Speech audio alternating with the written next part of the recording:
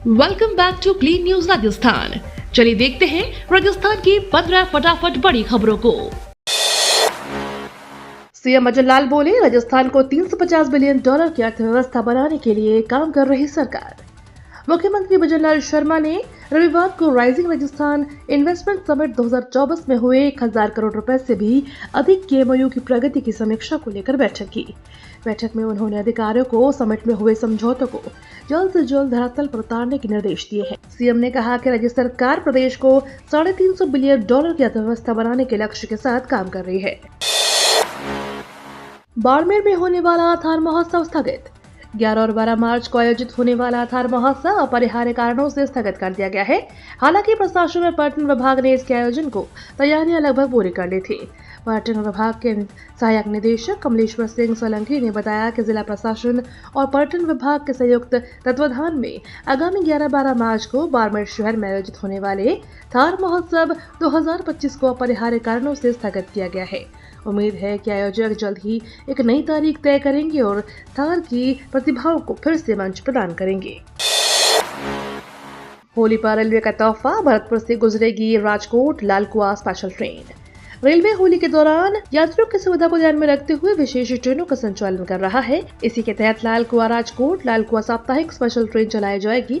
यह special train कुल 8 trip करेगी। यह ट्रिप भरतपुर समेत विभिन्न महत्वपूर्ण स्टेशनों पर ठहराव करेगी, जिससे यात्रियों को बेहतर सुविधा उपलब्ध हो सके।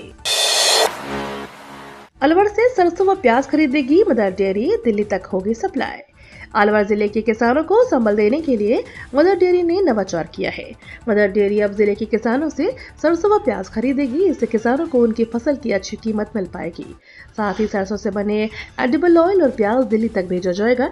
राष्ट्रीय डेयरी विकास बोर्ड वर्ष 2025 में जिले के किसानों से 10,000 मीट्रिक टन से ज्यादा सरसों की खरीद करेगा।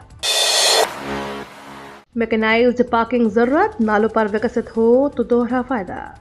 राजधानी में वाहनों का दबाव लगातार बढ़ता जा रहा है। सड़क किनारे गाड़ियां खड़ी होने से रोड सकड़ी हो रही है। इससे कुछ वर्षों में कई जगह भूमिगत पार्किंग विकसित की गई है, लेकिन ज्यादातर गाड़ियां सड़क पर ही खड़ी होती हैं।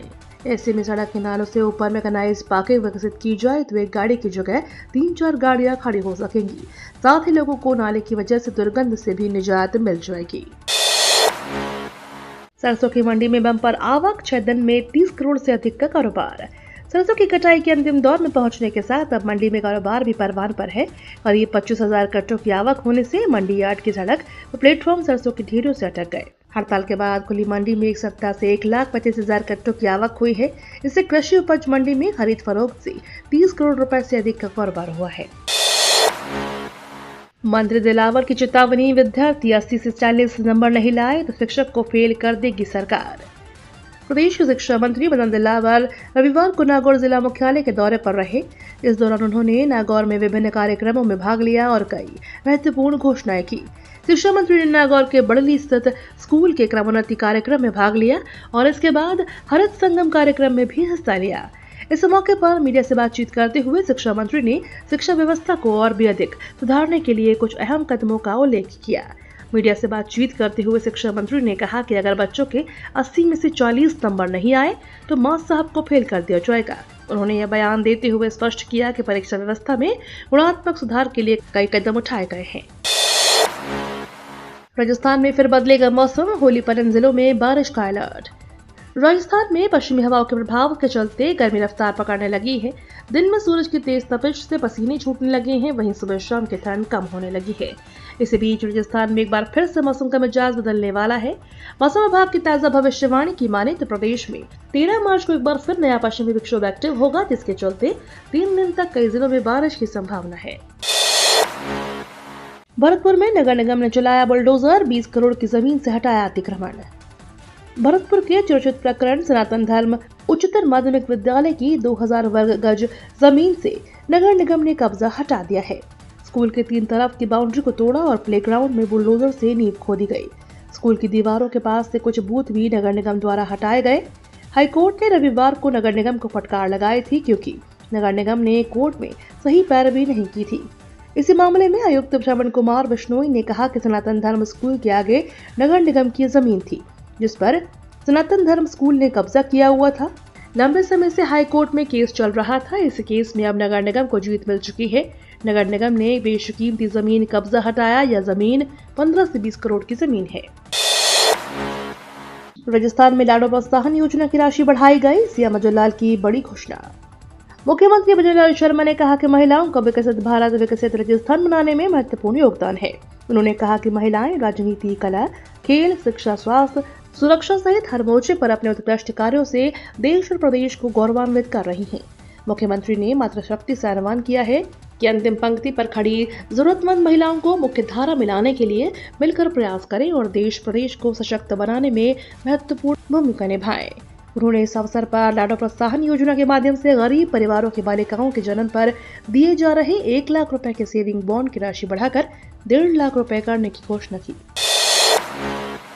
सरकारी कर्मचारियों की होली से पहले बल्ले बल्ले। होली का त्योहार नजदीक आते ही केंद्रीय सरकारी कर्मचारियों के चेहरे पर खुशी की लहर दौड़ सकती है। एक बार फिर सरकार अपने 1 करोड़ 20 लाख से अधिक कर्मचारियों और पेंशन भोगियों को तोहफा देने की तैयारी में है। खबर है कि महंगाई भत्ता और महंगाई राहत में बढ़ोतरी का ऐलान जल्द हो सकता है, जो कर्मचारियों की मासिक आय में इजाफा करेगा और उनकी होली को रंगीन बना देगा। यह बढ़ोतरी न केवल कर्मचारियों के लिए राहत लेकर आएगी, बल्कि उनके परिवारों के लिए भी खुशहाली का सबब बनेगी। भारतीय टीम ने तीसरी बार जीती चैंपियंस ट्रॉफी, न्यूजीलैंड को फाइनल हराया। दुबई में चैंपियंस ट्रॉफी के फाइनल में भारत ने न्यूजीलैंड को 4 विकेट से हराकर खिताब अपने नाम कर लिया है। इस जीत के हीरो रोहित शर्मा रहे, जिन्होंने 76 रन की शानदार पारी खेली। वहीं बॉलर्स में कुलदीप यादव 2 विकेट और वरुण चतुर्वेदी ने भी 2 विकेट लेकर जबरदस्त गेम दिखाया। इसी तरह भारत ने कीवी टीम से 25 साल पहले मिली हार का बदला ले लिया है। जयपुर में आईफा की धमाकेदार शुरुआत, चमकीला को बेस्ट फिल्म का अवार्ड, नूरा फतेही ने बिखेरा जलवा। आईफा अवार्ड्स का आगाज जयपुर में शानदार तरीके से हुआ। सीतापुर स्थित Jaipur exhibition and convention centre JECC में डिजिटल अवार्ड सेरेमनी के साथ आईफा की शुरुआत हुई। उद्घाटन समारोह में केंद्रीय मंत्री गजेंद्र सिंह शेखावत और राजस्थान की उप मुख्यमंत्री दिया कुमारी ने भी शिरकत की। इस दौरान डिजिटल अवार्ड्स में अमर सिंह चमकीला को बेस्ट फिल्म का पुरस्कार मिला। निर्देशक इम्तियाज अली को इस फिल्म के लिए बेस्ट डायरेक्टर का अवार्ड भी दिया गया।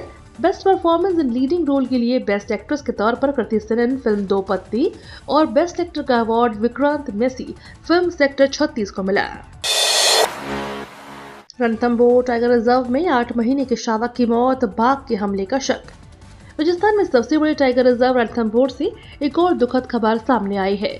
इस बार रणथंभौर के भादलाव वन क्षेत्र से वन्यजीव प्रेमियों के लिए एक दुखद घटना सामने आई। वन विभाग के कर्मचारियों के गश्त के दौरान भादलाव तालाब के पास एक टाइगर शावक मृत अवस्था में पड़ा मिला। वन अधिकारियों के अनुसार मृत टाइगर शावक बागिन टी 125 रिद्धि का शावक था।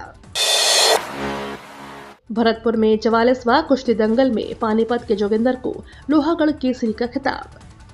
भरतपुर शहर के लोहागढ़ स्टेडियम में 44वें लोहागढ़ केसरी कुश्ती दंगल में सोनीपत के जोगिंदर ने शानदार प्रदर्शन कर लोहागढ़ केसरी का खिताब जीता। उन्होंने फाइनल में दमदार जीत दर्ज कर 1,11,000 रुपए का इनाम और चांदी का गुर्ज जीता। यह राष्ट्रीय स्तर की प्रतियोगिता इंडियन स्टाइल जिला कुश्ती संघ एवं श्री भूरी सिंह व्यायामशाला के तत्वाधान में खेल और युवा विभाग, नगर निगम और जन सहयोग से हुई। ये तो थी राजस्थान की बड़ी खबरें। रोजाना सबसे पहले अपडेट पाने के लिए क्लीन न्यूज राजस्थान को अभी सब्सक्राइब करें।